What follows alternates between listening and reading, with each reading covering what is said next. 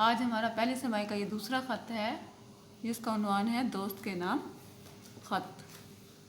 ٹھیک ہے جی. پہلے تھوڑا سا یہ بتا دوں کہ خط کیا ہوتا ہے. خط ایک تحریری ملاقات ہوتی ہے جس میں ہم اپنے حالات و خیالات، احساسات اور جذبات کا اظہار کرتے ہیں. اسی وجہ سے خط کو کیا کہتے ہیں، آدھی ملاقات بھی کہتے ہیں.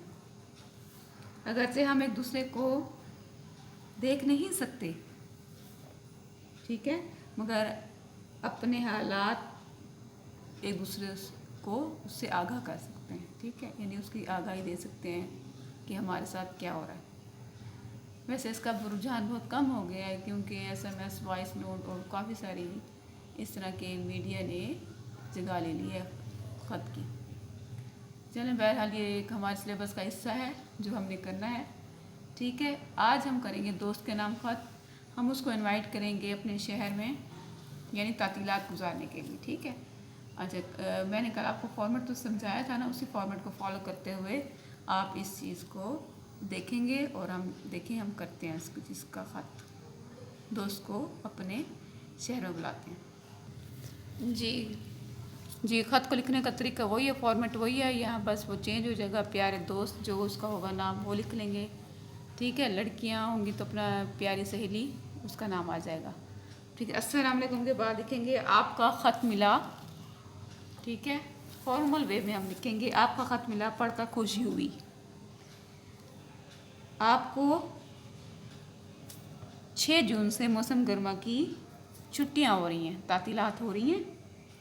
ہمارا اسکول بھی اسی تاریخ کو 2 ماہ کے لیے بند ہو رہا ہے.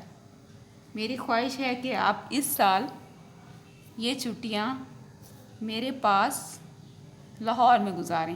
ٹھیک ہے، جو بھی آپ شہر لکھیں گے یعنی اس کو پھر اپنے فرینڈ کو بلانے کے لیے لکھ سکتے ہیں آپ اطمینان رکھیں کہ ہم سب اپنا قیمتی وقت ضائع نہیں کریں گے، بلکہ مفید طریقے سے اس چھٹیوں کو گزارنے کے لیے باقاعدہ پروگرام بنا لیں گے.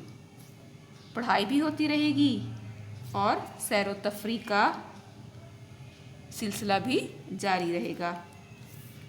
میں نے ابھی سے ایک کمرہ پڑھائی کے لیے مخصوص کر لیا ہے جس میں روشنی اور پنکھے کا انتظام بھی موجود ہے.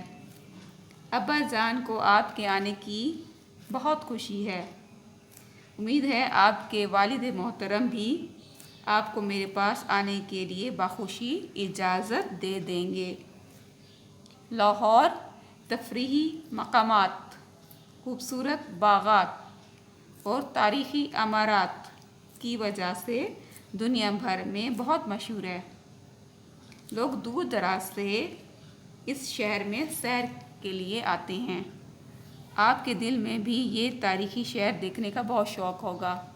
آپ نے یہ مشہور مقولہ تو سنا ہوگا، جنہیں وہ لاہور نہیں ویکھیا اور جمیا نہیں.